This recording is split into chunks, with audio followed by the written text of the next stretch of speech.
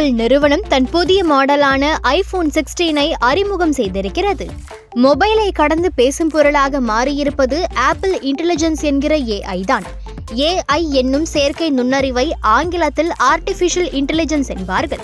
சில மாதங்களுக்கு முன்னர் நடைபெற்ற வேர்ல்டு வைட் டெவலப்பர்ஸ் கான்ஃபரன்ஸில் ஆப்பிள் இன்டெலிஜென்ஸை அறிமுகம் செய்திருந்தது ஆப்பிள் நிறுவனம்.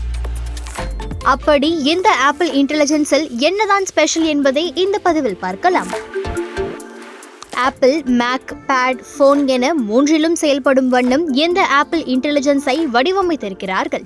இமெயிலில் போர் அடிக்கும் விஷயம் என்று பார்த்தால் அதை எழுதுவதுதான். வாட்ஸ்அப் சாட் போல அதில் ஷார்ட் வேர்ட்ஸை பயன்படுத்த முடியாது.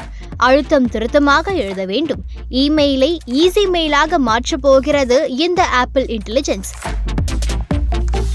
நீங்கள் ஏற்கனவே எழுதியதை ப்ரொஃபஷனல் ஃப்ரெண்ட்லி என விரும்பிய வண்ணம் மாற்றும் வசதி தற்போது அறிமுகமாகியுள்ளது. அப்படியே ப்ரூஃப் ரீடும் செய்து கொள்ளலாம். அதில் இருக்கும் முக்கியமான பாயிண்ட்டுகளை எடுத்து ஹைலைட் மோடிலும் வடிவமைத்துக் கொள்ளலாம். இது எல்லாவற்றையும் ஒரே கிளிக்கில் செய்து முடிக்கிறது ஆப்பிள். அப்படியெனில் நம் டேட்டாவை முழுவதுமாக ஆப்பிள் நிறுவனம் கண்காணிக்குமோ என்ற சந்தேகம் எழலாம். ஆனால் அதெல்லாம் ஒன்றும் கிடையாது. மற்ற நிறுவனங்களுடன் ஒப்பிடுகையில் நம் டேட்டா ஓரளவுக்கு பாதுகாப்பாக இருப்பது ஆப்பிள் நிறுவனத்தில்தான் என்று சொல்லலாம். இமெயிலில் இருக்கும் செய்திகளை நம் மொபைல் தான் கண்காணிக்கிறதை தவிர இந்த டேட்டாவை ஆப்பிள் நிறுவனத்திற்கு அனுப்பாது. அதே போல புத்தம் புதியதாக நிறைய டூல்களை உருவாக்கி இருக்கிறார்கள். 10 பக்கங்கள் கொண்ட ஒரு கட்டுரையை எளிதாக இதனால் சுருக்கி தர முடியும்.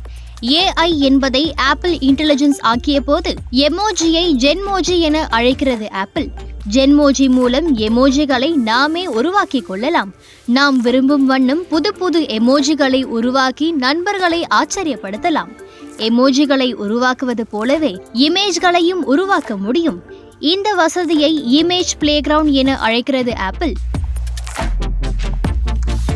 சாட் GPT, ஜெமினியில் ஏற்கனவே இருக்கும் வசதிதான் என்றாலும் ஆப்பிளில் இருக்கும் இமேஜ் பிளேகிரவுண்டை வைத்து இன்னும் துல்லியமாக படங்களை உருவாக்க முடிகிறது.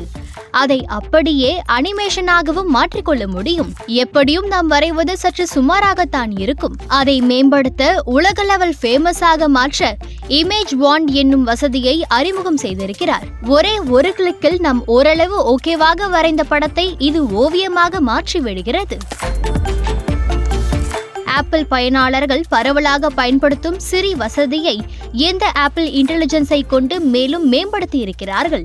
சிரியுடன் இனி நீங்கள் உரையாடும் போது உங்கள் கேஜெட்டை சுற்றி ஒரு ஒளிவட்டம் வரும். அப்படி வந்தால் அது ஆப்பிள் இன்டெலிஜென்ஸ் மாடல் இருப்பதாக அர்த்தம். இந்த வசதியின் மூலம் நாம் ஒரு ஊர் பேரை முதல் முறை சரியாக சொல்லவில்லை என்றாலும் அதை உணர்ந்து சரியான இடத்தை கண்டுபிடிக்க உதவும்.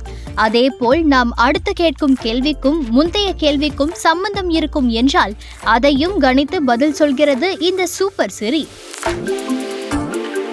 ஆப்பிள் இன்டெலிஜென்ஸ் அசுர பாய்ச்சல் எடுத்திருப்பது இந்த பர்சனல் கான்டெக்ஸ்ட் என்னும் வசதியில்தான்.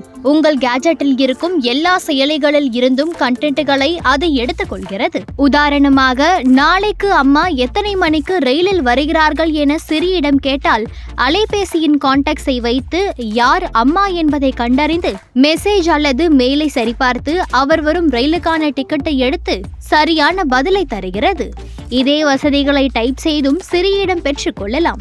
இது எல்லாம் வெறும் ட்ரெய்லர் தாமா அப்படின்ற அளவுக்கு இன்னும் எக்கச்சக்க வசதிகளை ஆப்பிள் இன்டெலிஜென்ஸ் மூலம் அறிமுகம் செய்திருக்கிறார்கள். இவ்வளவு வசதிகள் இருந்தும் இந்த ஆப்பிள் இன்டெலிஜென்ஸ் டெக்னாலஜியை இப்போது வெளியாகியிருக்கும் ஆப்பிள் 16 அறிமுகப்படுத்தவில்லை என்பது குறிப்பிடத்தக்கது.